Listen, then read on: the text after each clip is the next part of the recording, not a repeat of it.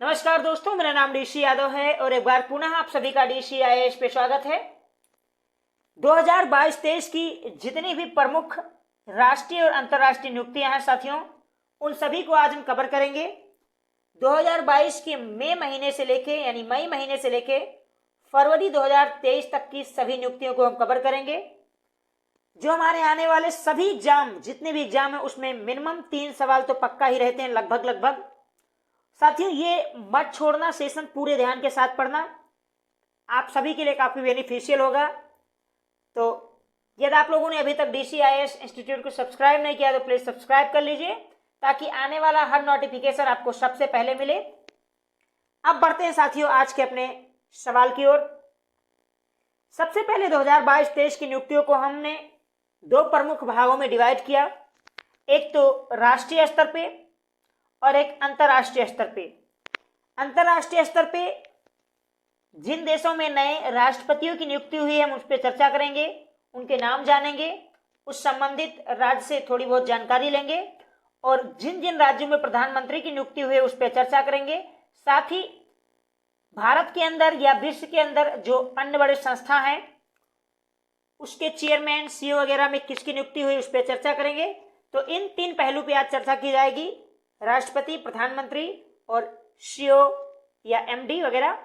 तो एक बार पुनः साथियों आप सभी से निवेदन है कि DCIAS इंस्टीट्यूट को सब्सक्राइब कर लीजिए। सबसे पहले बात करते हैं दोस्तों 2022 और 23 में नियुक्त हुए राष्ट्रपति की, कि किस किस देश में कौन कौन से राष्ट्रपति नियुक्त हुए हैं।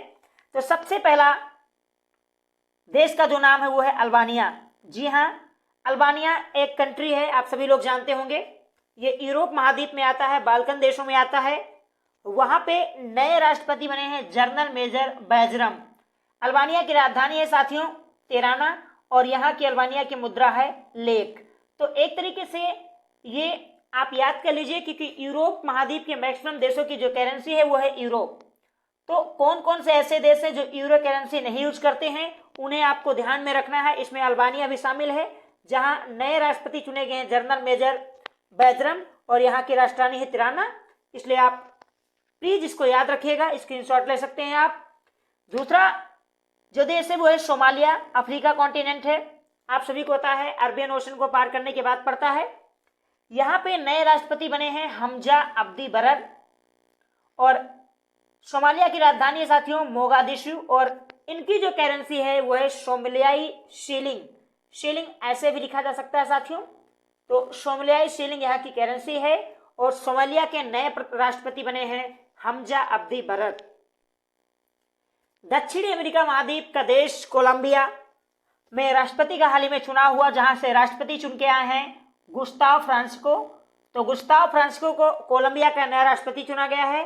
कोलंबिया के साथ साथियों जो राजधानी है वो है बगोटा, और इसकी जो मुद्रा है वो है पीसो। आप डॉलर वगैरह मत लगाइएगा, कोलंबिया की मुद्रा आपसे पूछी जा सकती है, कोलंबिया की राजधानी आपसे पूछी जा सकती है, और कोलंबिया में नए राष्ट्रपति का चुनाव हुआ है। तो मैक्सिमम चांसेस है कि कोलंबिया के राष्ट्रपति को पूछा जाए।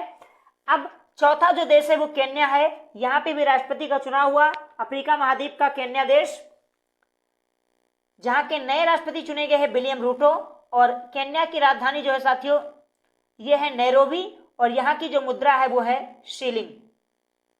इसके अलावा इराक में हाल ही में राष्ट्रपति का चुनाव हुआ, जहां पे राष्ट्रपति चुन के आए हैं अब्दुल लतीफ राशिद। ये सवाल पूछे जाने की मैक्सिमम चांसेस है, क्योंकि इराक एक ऐसा देश है जहां पर कई सालों से रूस और अमेरिका आमने सामने हैं। इराक, सीरिया, ईरान में आप सभी को रशिया और अमेरिका के बीच में लेकर टकराव देखने को मिलता है। ऐसे में इस राष्ट्रपति से पूछे जाने के मैक्सिमम चांसेस हैं। तो इराक के राष्ट्रपति जो चुने गए वो है अब्दुल लतीफ राशिद। इराक की राजधानी साथियों है बगदाद, और इराक की मुद्रा है दिनार।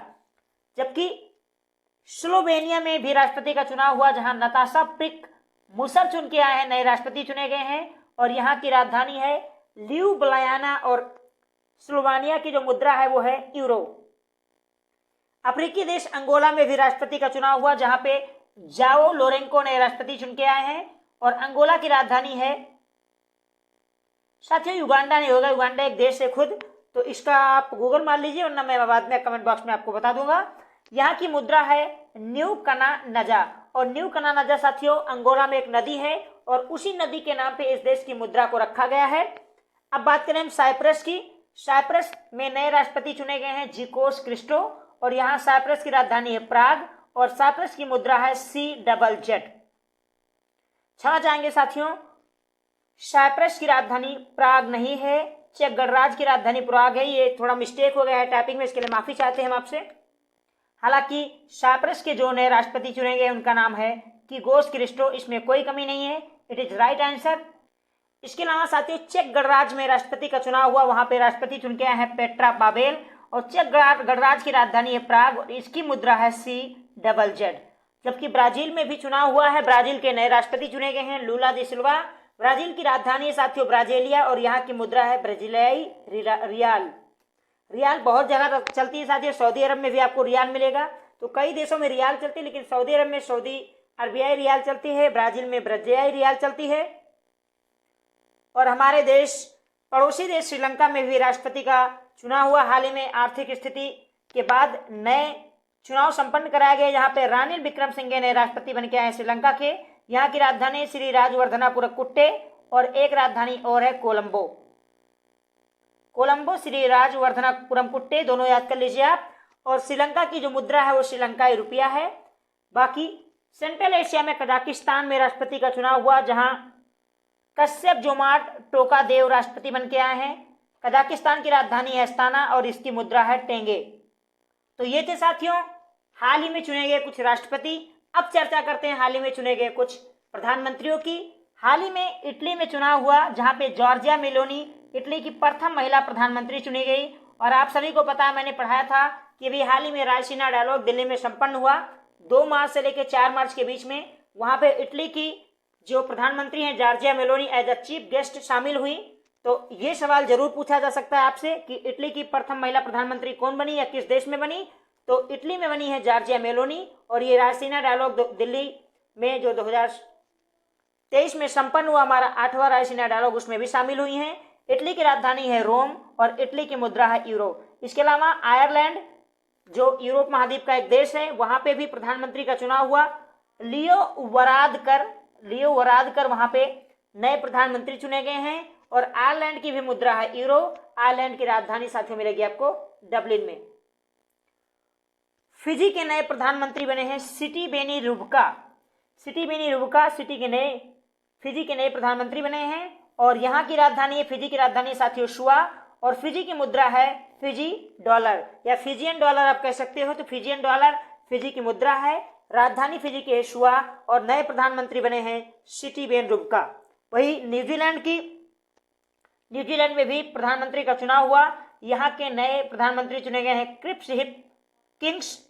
और आप सभी को पता है कि न्यूजीलैंड में राष्ट्रपति नहीं होते, जो चार्ल्स प्रथम है आप सभी को पता होगा, ब्रिटेन के महाराजा, वही उन लोगों ने, ये राष्ट्रमंडल कंट्री है तो इन्होंने अपना प्रधानमंत्री राष्ट्रपति का पद नहीं बनाया है। तो इनके यहाँ राष्ट्रपति की जगह पे चार्ल्स प्रथम जो इंग्लैंड के महाराजा हैं, इनके भी महाराजा हैं, वो एज ए राष्ट्रपति काम करते हैं। और न्यूजीलैंड में नए प्रधानमंत्री चुने गए हैं क्रिप्स किंग्स। न्यूजीलैंड की राजधानी साथियों वेलिंगटन और न्यूजीलैंड की मुद्रा है न्यूजीलैंड या न्यूजीलैंडी डॉलर। इसके अलावा साथियों हाल ही में इजराइल में चुनाव हुआ और इजराइल में पुनः प्रधानमंत्री बन गए हैं।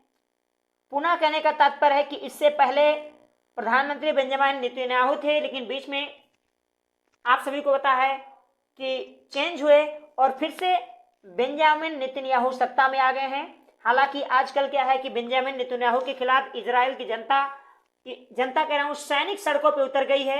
एक तरीके से वहां पर सेना कहीं ना कहीं अपने कब्जे में लेना चाहती है पूरे इजराइल को। आजकल ये कल की न्यूज है, लेटेस्ट न्यूज है कि इजराइल की सेना सड़कों पर उतर गई है इजराइल की सरकार को कंट्रोल करने के लिए। तो बेंजामिन नेतन्याहू जो इजराइल के नए प्रधानमंत्री बने हैं, उनके लिए बहुत बड़ी चुनौती खड़ी हो गई है इस समय। इजराइल की जो राजधानी वो है जेरूसलम और इनकी मुद्रा है न्यू शेकल। इक्वेटर गिनी में साथियों चुनाव हुआ, वहां पे मानुला रोका प्रथम महिला प्रधानमंत्री चुन के आई हैं। तो ये आप स्टार्ट कर लीजिए, आपसे सवाल पूछा जा सकता है। इक्वेटर गिनी जो विषुवत रेखीय गिनी के रूप में जाना जाता है, ये अफ्रीका महाद्वीप का एक देश है। इसके अलावा साथियों मलेशिया में प्रधानमंत्री का चुनाव हुआ। मलेशिया के नए प्रधानमंत्री बने हैं अनवर इब्राहिम। जबकि मलेशिया की राजधानी है कुआलालंपुर और मलेशिया की जो मुद्रा है वो है रिंगत या रिंगत। सऊदी अरब के नए प्रधानमंत्री बने मोहम्मद बिन सुल्तान।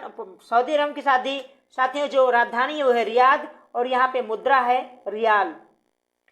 स्वीडन में भी चुनाव हुआ और स्वीडन के नए प्रधानमंत्री बने हैं अल्फा क्रिस्टिजन और स्वीडन की राजधानी स्टॉकहोम और स्वीडन की मुद्रा है साथियों स्वीडन कोरोना। तो ये भी यूरो यूज नहीं करता, कोरोना यूज करता है, इसको आप भी स्टार कर लीजिए और याद कर लीजिए कि स्वीडन की मुद्रा कोरोना है, यूरो वगैरह यूज नहीं करते हैं। ब्रिटेन में भी प्रधानमंत्री का चुनाव हुआ, काफी नाटकीय अंदाज में उनकी अर्थव्यवस्था चरमरा गई थी, आप सभी को पता है। जिसके बाद लिज ट्रस प्रधानमंत्री बनी और कुछ ही दिनों के बाद उन्होंने इस्तीफा दे दिया। उसके बाद भारतीय मूल के नए प्रधानमंत्री बने हैं ऋषि सुनक और यहाँ की राजधानी ब्रिटेन की राजधानी है साथियों लंदन, आप सभी को पता है, और इनकी मुद्रा है स्टर्लिंग। तो साथियों ये अब तक की प्रधानमंत्री और राष्ट्रपति से संबंधित नियुक्तियां थी। अब हम नजर डालेंगे हमारे देश के अंदर हुई कुछ अन्य नियुक्तियां। सबसे पहले बात करेंगे हम नेशनल सिक्योरिटी एडवाइजर। हमारे डिप्टी नेशनल सिक्योरिटी एडवाइजर चुने गए हैं पंकज कुमार सिंह। तो पंकज कुमार सिंह को डिप्टी नेशनल सिक्योरिटी एडवाइजर नियुक्त किया गया है, जबकि सिक्योरिटी एडवाइजर हमारे हैं Ajit Doval. Director general of civil aviation के चेयरमैन चुने गए हैं, अपॉइंट किए गए हैं विक्रम देव दत्त, जबकि इसके अंतर्गत जो मंत्रालय आता है सिविल एविएशन, जो हमारे मंत्री हैं वो हैं Jyoti Aditya Rai Scindia. Vice chief of India air force चुने गए हैं, यानी हमारे एयरफोर्स के जो वाइस चीफ चुने गए हैं वो है एयर मार्शल अमरदीप सिंह। तो ये भी आप स्टार कर लीजिए।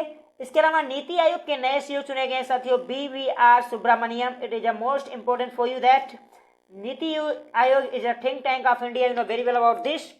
और नीति आयोग के जो अध्यक्ष होते हैं वो प्रधानमंत्री होते हैं और नीति आयोग के सीईओ तो चुने गए हैं BVR सुब्रमण्यम। आप कमेंट करके बताइए कि नीति आयोग के उपाध्यक्ष कौन हैं। उसके बाद confederation of Indian industry chairman यानी CII के नए अध्यक्ष कौन चुने गए हैं, कौन अपॉइंट हुए हैं साथियों, क्षमा चाहते हैं, अपॉइंट हुए हैं R दिनेश। और पेटीएम के नए कार्यकारी अधिकारी यानी CEO कौन बनाए गए, नुकुल जैन। आप सभी को पता है पेटीएम के संस्थापक विजय शेखर शर्मा साहब ने अपने पद से CEO पद से रिजाइन दे दिया और अब पेटीएम का नया जो CEO बनाया गया है वो नकुल जैन को बनाया गया है। जबकि देश के डिफेंस इक्विपमेंट बनाने वाली सबसे बड़ी सरकारी संस्था जो है DRDO, उसके अध्यक्ष चुने गए हैं B समीर कामत साहब। तो ये भी आप स्टार कर लीजिए, ये सवाल आपसे पूछा जा सकता है। DRDO के बारे में याद रखिए कि DRDO की स्थापना साथियों 2 जनवरी 1958 को आई थिंक हुई थी, 1958 में पक्का हुई थी, 2 जनवरी के आसपास में हुई थी। तो 1958 में DRDO की स्थापना हुई थी। इसके अध्यक्ष बने हैं B समीर कामत। और CSIR के बारे में आप लोग जानते होंगे, साइंस रिसर्च वाला, इसकी प्रथम महिला अफसर बनी है नल्लाथम। इनका बहुत पूरा नाम है, पूरा नाम याद नहीं होता इसलिए मैंने केवल नल्लाथम लिखा है आपके सामने। नेशनल लीगल सर्विस अथॉरिटी के चेयरमैन नियुक्त किए गए हैं DY चंद्रचूड़ साहब। आप सभी इनके बारे में जानते होंगे, पटना में CGI है देश के। और एम्स के नए डायरेक्टर बनाए गए हैं श्री M निवास साहब। और 15वें जो अटॉर्नी जनरल ऑफ इंडिया नियुक्त हुए हैं वो R वेंकट रमन है। अटॉर्नी जनरल ऑफ इंडिया के बारे में आप लोग जानते होंगे साथियों, आर्टिकल 76 में भारत में एक संवैधानिक पद है। और चीफ डिफेंस स्टाफ दूसरे हमारे चुने गए अनिल चौधरी। पहले जो हमारे थे वो जनरल बिपिन रावत साहब थे, जिनका दुर्भाग्यपूर्ण देहांत हुआ M17 हेलीकॉप्टर के दुर्घटना से। और दूसरे हमारे जो चीफ डिफेंस ऑफ स्टाफ चुने गए हैं वो जनरल अनिल चौधरी साहब चुने गए हैं। इसके अलावा controller general of account of India के अध्यक्ष कौन चुने गए हैं, ये शायद छूट गया है, इसको आप गूगल कर लीजिए, अदरवाइज मैं आपको बता दूंगा। और साथियों BCCI देश की सबसे बड़ी क्रिकेट संस्था, दुनिया में मानी जानी संस्था के नए अध्यक्ष चुने गए, अपॉइंट किए गए हैं रोजर बेन्नी। इससे पहले सौरभ गांगुली साहब थे, लेकिन सुप्रीम कोर्ट के हस्तक्षेप के बाद उनको हटना पड़ा।